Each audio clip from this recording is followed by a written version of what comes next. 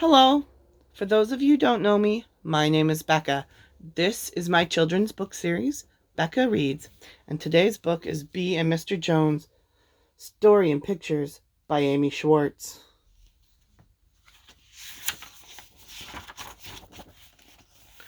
I have had it with kindergarten, Bea Jones said to her father as he was sitting down to breakfast. I've had it with beanbag games. I have had it with clothespin games.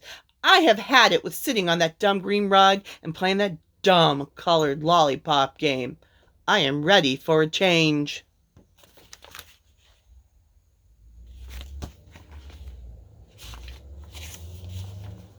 Mr. Jones put his muffin and coffee down. Beatrice, he said, do you think I like my job? I'm tired of running for the 745. I'm tired of sitting at that desk and working so hard. I am tired of laughing at the boss's jokes all day. Doesn't sound so bad to me, said Bea.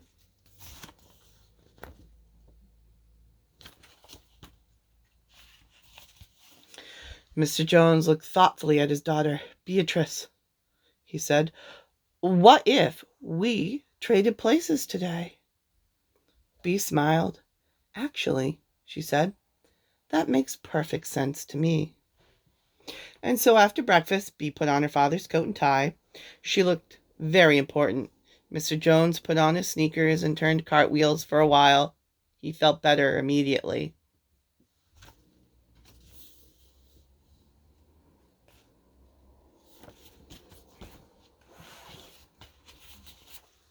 Bea caught the 745 with time to spare. She slid onto the empty seat next to her father's business associate and best friend, Harvey Hopkins. Morning, Harvey, she said, and then explained she would be taking her father's place today. Well, said Harvey, today is going to be dreadful. This afternoon is the deadline for the Crumbly Crackers campaign, and we haven't come up with a thing. Bea patted Harvey's hand reassuringly as the train pulled out of the station.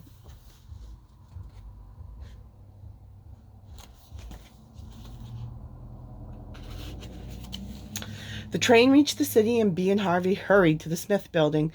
They took the elevator to the 42nd floor and walked into Smith & Smith Advertising.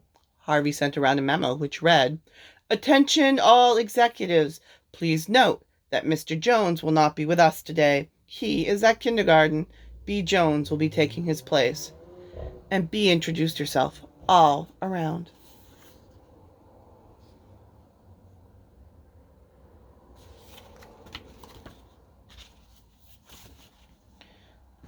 Meanwhile, Mr. Jones also arrived safely and soundly at Miss Seymour's kindergarten class.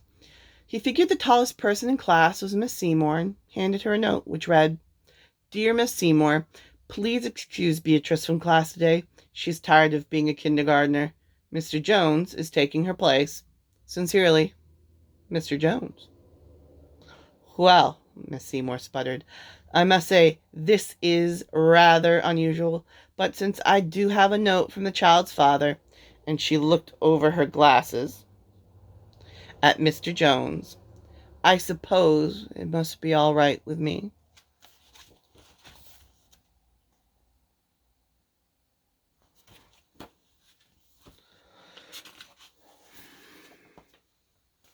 Well, Mr. Jones loved being in kindergarten. He was a whiz at the colored lollipop game. Vermilion red, I believe, Miss Seymour told him. He was almost as bright as Jimmy Davis, the class genius. At snack time, Mr. Jones was chosen as milk and cookie monitor, and he didn't spill a thing.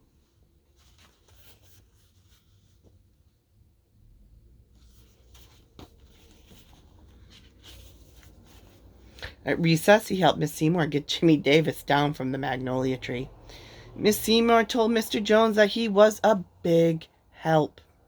In fact, Mr. Jones was rapidly becoming the teacher's pet. Oh, Mr. Jones, Miss Seymour sighed, you are wonderful.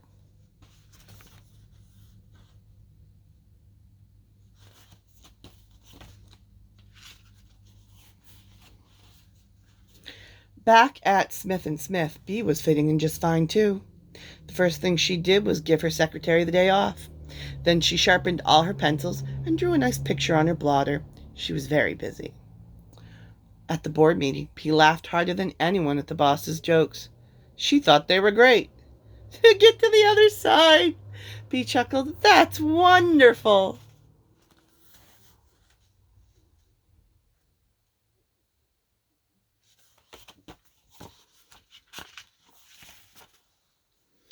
Best of all, Bea came up with a wonderful new jingle for crumbly crackers just in time to save the account.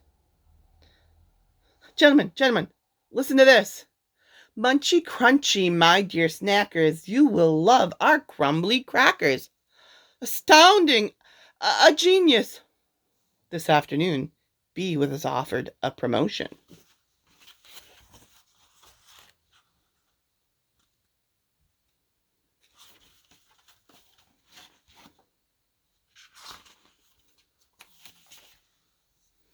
When Mr. Jones came to pick Bea up at the train station, they were both very tired, but very happy.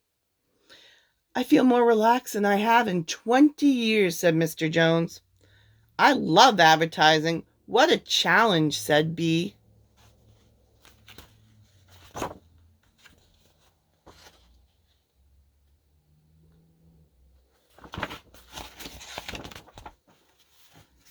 So, the next day, Mr. Jones went to kindergarten, and Bea went to the office again. And the next day, and the next day, and the next. At work, Bea was made president of toy sales. At kindergarten, Mr. Jones continued to astound Miss Seymour and his classmate with his extraordinary intelligence. Mr. Jones and Bea had each found their proper niche in the world.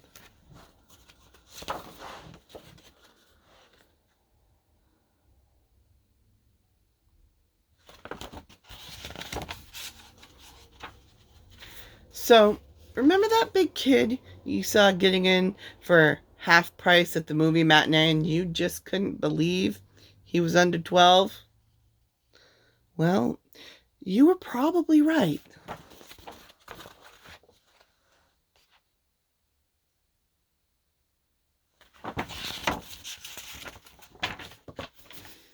And remember that very short executive you saw having lunch with your father last Thursday?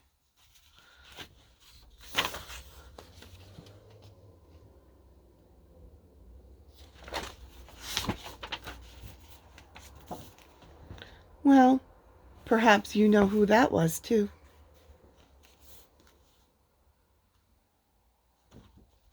I hope you enjoyed the book today. Please feel free to share with whomever you think might enjoy this. And as thank you, as always, for watching.